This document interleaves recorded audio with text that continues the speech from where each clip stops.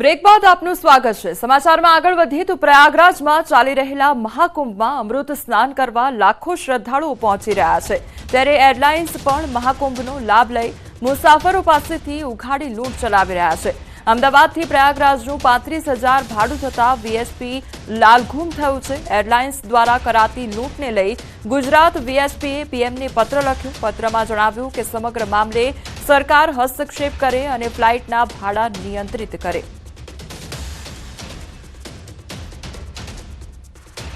દ્વારકા અને બેટ દ્વારકા ઓખામાં 8 દિવસ ચાલેલા mega demolition પૂર્ણ થયું છે અને તંત્રે ધાર્મિક સ્થળો સહિતના અનેક ગેરકાયદેસર દબાણો તોડી પાડવામાં આવ્યા છે। 8 દિવસ ચાલેલા મેગા ડિમોલેશનમાં કુલ 525 બાંધકામો તોડી પાડવામાં આવ્યા છે, જેમાં ₹73.50 કરોડની કિંમતની 1,27,917 સ્ક્વેર મીટર સરકારી જમીન ખુલ્લી કરવામાં આવી છે। મેગા ડિમોલેશનમાં 1,000 પોલીસ કર્મચારી એસઆરપી જવાનોની ટીમે ખડે પગે રહીને શાંતિપૂર્ણ માહોલમાં કામગીરી પૂર્ણ કરી છે। સતત 8 દિવસથી મેગા ડિમોલેશનની કામગીરી હાથ ધરવામાં આવી, જે ગેરકાયદેસર દબાણો હતા તે દૂર કરવામાં આવ્યા છે। દ્વારકા તેમજ બેટ દ્વારકામાં મેગા ડિમોલેશનની કામગીરી કરવામાં આવી। टोटल स्ट्रक्चर्स जो डिमोलिश हुए हैं वो है 525। सरकार की जमीन जो खाली हुई है वो है 1,27,917 स्क्वायर मीटर और आज की डेट में जेंट्री रेट से उस जमीन की कीमत जो है वो 73 करोड़ 55 लाख आंकी जाती है।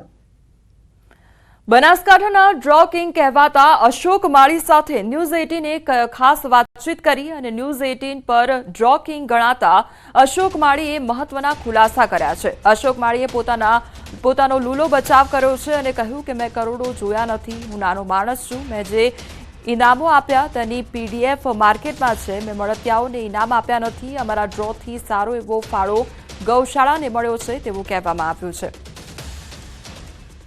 પોલીસે જેને ડ્રો કિંગ ગણાવ્યા છે એવા અશોક માળી પાસે અત્યારે ન્યૂઝ 18ની ટીમ પહોંચી છે।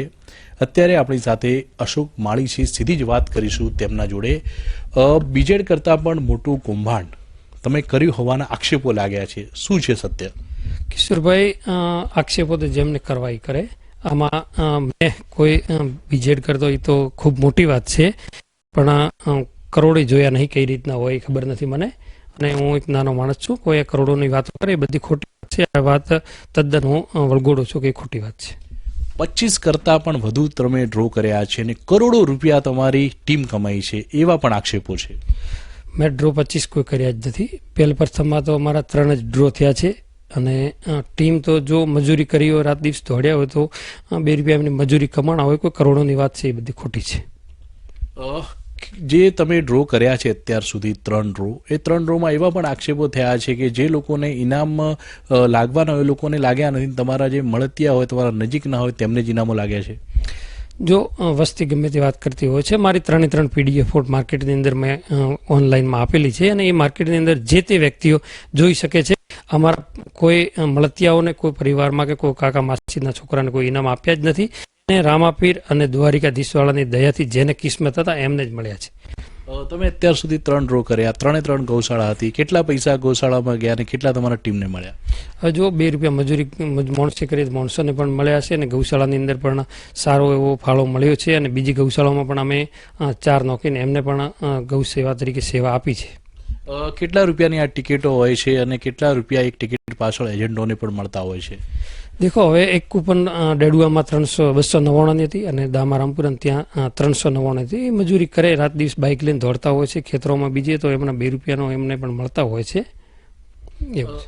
બીજું એ પણ વાત એવી છે કે અત્યાર સુધી ફરિયાદો પર ફરિયાદો આ ડ્રો પર થઈ રહી છે, છતાં પણ ડ્રો ચાલી રહ્યા છે, શું કહેશો આ બાબતે? કેમ ફરિયાદો થઈ રહી છે? હાલ કોઈ ડ્રો ચાલી રહ્યા છે એ મને કોઈ માહિતી નથી, પણ ફરિયાદો તો જો કે પોતપોતાના બધાનો એમનું કામ કરતા હોય છે। બધા જે આગળથી કોઈ માણસો જઈને કોઈ કરતા હોય એ બધું એમનો વિષય છે। આમાં કોઈ મને કંઈ આટલી લોબી ખબર ના પડે। બાકી અમે સેવાનું કાર્ય કરીએ છીએ, સેવાનું કાર્ય છે એ પાકું છે। તો ડ્રો કિંગ અશોક માળી સાથે વાતચીત કરવામાં આવી છે અને તેમણે તમામ જે આક્ષેપો છે તે ફગાવી દીધા છે। જે કરોડોની વાત કરવામાં આવી હતી તેનો પણ આક્ષેપ જે છે તે ફગાવી દેવામાં આવ્યો છે। કપડવંજમાં લૂંટ વિથ મર્ડર કેસમાં 4 ઝડપાયા અને 48 કલાકમાં ખેડા જિલ્લા પોલીસે આરોપીને ઝડપી પાડ્યા છે. પોલીસે યુપીના 4 લૂંટારુઓની ધરપકડ કરી.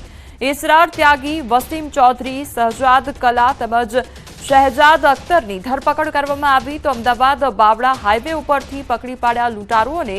ઇસરાર ત્યાગી વિરુદ્ધ અગાઉ પણ લૂંટનો ગુનો નોંધાયો છે. તો શખ્સોએ દેવેન્દ્રસિંહ નામના 65 વર્ષીય ટ્રક ચાલકની હત્યા કરી હતી. પોલીસે 250 સીસીટીવી ચકાસી હત્યારાઓને ઝડપ્યા અને હત્યારાઓને આયસર સાથે ઝડપી લીધા હતા. મહત્વનું છે કે તારીખ 15 જાન્યુઆરી સાંજે લૂંટ વિથ મર્ડરની ઘટના બની હતી. આરોપીઓએ 65 વર્ષીય ટ્રક ચાલકની હત્યા કરીને 2.85 લાખના ઉષા કંપનીના એક્સેસ ફેનની લૂંટ કરી લાશને ટ્રકમાં મૂકીને લૂંટારુઓ ભાગી છૂટ્યા હતા.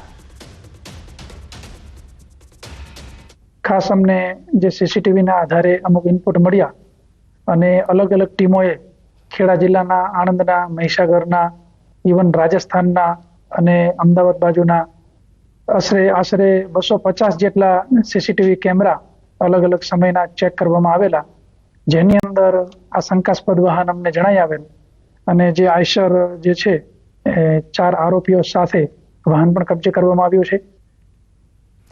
અમદાવાદમાં અસામાજિક તત્વોને જાણે કે પોલીસની કાર્યવાહીનો કોઈ ડર રહ્યો નથી. એટલા માટે જ આનંદનગરની નેહા પાર્ક સોસાયટીમાં અસામાજિક તત્વોએ તલવાર અને દંડા સાથે રીતસરનો આતંક મચાવ્યો છે અને સોસાયટીમાં પાર્ક કરેલા વાહનોમાં તોડફોડ કરી ડરાવ્યા ધમકાવ્યા હતા લોકોને.